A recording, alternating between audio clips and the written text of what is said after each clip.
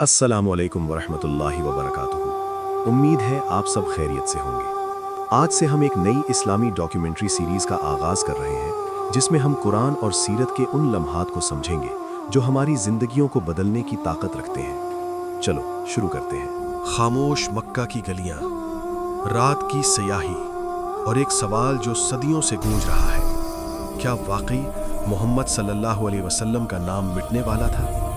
क्या दुश्मन सच कह रहे थे कि वो अबतर हैं, या फिर आसमान से ऐसा जवाब आने वाला था जो तारीख का रुख बदल दे? सिर्फ 3 आयात मगर असर क़यामत तक। ये है सूरह कौसर और ये है रसूल रहमत सल्लल्लाहु अलैहि वसल्लम का वो वाक़या जिसने शिकस्त को फतह में बदल दिया। सूरह कौसर कुरान मजीद की सबसे मुख्तसर सूरत है, मगर मफ़हूम के एतबार से ये सबसे गहरी सूरतों में शुमार होती है। ये सूरत उस वक्त नाजिल हुई जब नबी अकरम सल्लल्लाहु अलैहि वसल्लम अपनी ज़िंदगी के शदीद तरीन जज्बाती और समाजी दबाव से गुजर रहे थे। ये महज अल्फाज नहीं थे, ये अल्लाह की तरफ से तसल्ली थी, ये एक ऐलान था और ये एक फैसला कुन जवाब था उन लोगों के लिए जो रसूल सल्लल्लाहु अलैहि वसल्लम की तौहीन कर रहे थे। आज का ये इस्लामी डॉक्यूमेंट्री स्क्रिप्ट हमें उसी लम्हे में ले जाएगा जहाँ गम था, जहाँ ताना था और जहां आसमान से कौसर नाजिल हुई। मक्का, बीसत के चंद साल बाद का ज़माना। नबी अकरम सल्लल्लाहु अलैहि वसल्लम मुसलसल मुखालिफत का सामना कर रहे हैं। दावत तौहीद ने कुरैश की बुनियादें हिला दी हैं, लेकिन इस सब के दरमियान एक और ज़ख्म है जो सबसे गहरा है। रसूलुल्लाह सल्लल्लाहु अलैहि वसल्लम के बेटे कासिम और फिर अब्दुल्ला कम उम्री में वफ़ात पा चुके हैं। घर में खामोशी है, दिल में सब्र है, मगर मुआशरा जालिम है। कुरैश के सरदार ख़ास तौर पर आस बिन वाइल तंज़िया अंदाज में कहते हैं, मोहम्मद अबतर हो गया है, जिसका कोई बेटा न रहे उसका नाम भी मिट जाता है। ये लफ्ज़ अबतर मक्के की फ़िज़ा में फैल जाता है। ये सिर्फ़ एक लफ्ज़ नहीं, ये एक समाजी हमला है। ये नबी सल्लल्लाहु अलैहि वसल्लम की ज़ात पर नहीं बल्कि उनके मिशन पर वार है। रसूलुल्लाह सल्लल्लाहु अलैहि वसल्लम खामोश हैं, न बद्दुआ, न जवाब, न गुस्सा, सिर्फ वक़ार, सिर्फ सब्र। ये वो लम्हा है जहां इंसान टूट जाता है, मगर नबी सल्लल्लाहु अलैहि वसल्लम अल्लाह पर भरोसा रखते हैं।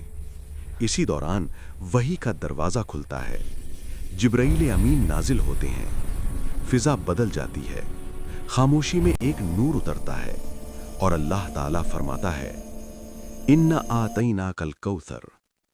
ए नबी सल्लल्लाहु अलैहि वसल्लम, हमने आपको कौसर अता कर दी।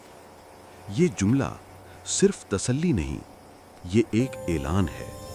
कौसर कसरत की अलामत, खैर कसीर, नबूवत का तसलसल, उम्मत की बका और जन्नत का वो हौज़ जिस पर रसूलुल्लाह सल्लल्लाहु अलैहि वसल्लम खुद अपने उम्मतियों को पानी पिलाएंगे। वही जारी है, आयात उतरती है, फसल्लि लिरब्बिका वन्हर, बस अपने रब के लिए नमाज पढ़ें और कुर्बानी करें।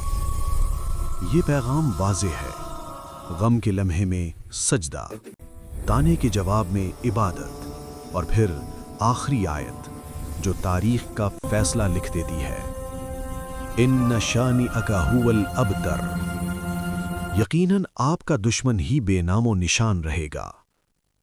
ये अल्लाह का फैसला है, ये वक्त का इंसाफ है। जिन्होंने रसूल सल्लल्लाहु अलैहि वसल्लम को अबतर कहा, आज उनके नाम किताबों के हाशियों में भी मुश्किल से मिलते हैं, और मोहम्मद सल्लल्लाहु अलैहि वसल्लम, उनका नाम हर आज़ान में, हर कलमे में, हर दिल में जिंदा है।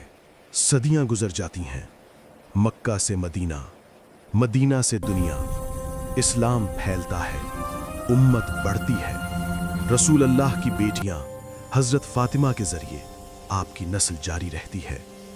हसन, हुसैन और क़यामत तक आने वाले अहले बैत। कौसर सिर्फ हौज़ नहीं, कौसर सिर्फ एक नहर नहीं, कौसर रसूल अल्लाह की वो इज़्ज़त है जो कभी ख़त्म नहीं होगी।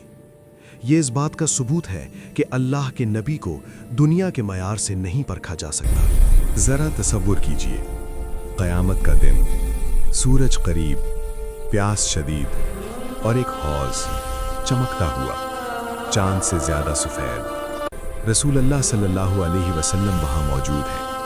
وہ اپنی امت کو پہچانتے ہیں وضو کے نشانات سے۔ وہ آواز دیتے ہیں، میرے امتیوں آؤ، یہ ہے کوثر، یہ ہے وہ وعدہ جو مکہ کی ایک تاریک رات میں کیا گیا تھا۔ وہ دشمن جنہوں نے تانا دیا تھا آج خود ابتر ہیں، اور محمد صلی اللہ علیہ وسلم آج بھی سربلند ہیں۔ سورہ کوثر ہمیں ایک عظیم سبق دیتی ہے۔ یہ سکھاتی ہے کہ اللہ کی رضا اکثریت یا طاقت سے نہیں آتی۔ یہ بتاتی ہے کہ جب انسان صبر کرتا ہے تو اللہ خود دفاع فرماتا ہے۔ آج کے دور میں جب دین پر چلنے والا اکیلا محسوس کرے، جب حق کا مذاق اڑایا جائے، تو سورہ کوثر یاد رکھیں، اللہ دیکھ رہا ہے، اللہ سن رہا ہے، اور اللہ کا وعدہ ہمیشہ پورا ہوتا ہے۔ یہی پیغام ہے، یہی کوثر ہے۔ اگر آج کی یہ بات آپ کے دل تک پہنچی ہو تو اسے صرف سن کر نہ چھوڑیں، بلکہ اپنی زندگی میں جگہ دیں اور دوسروں تک ضرور پہنچائیں تاکہ خیر آگے بڑھے۔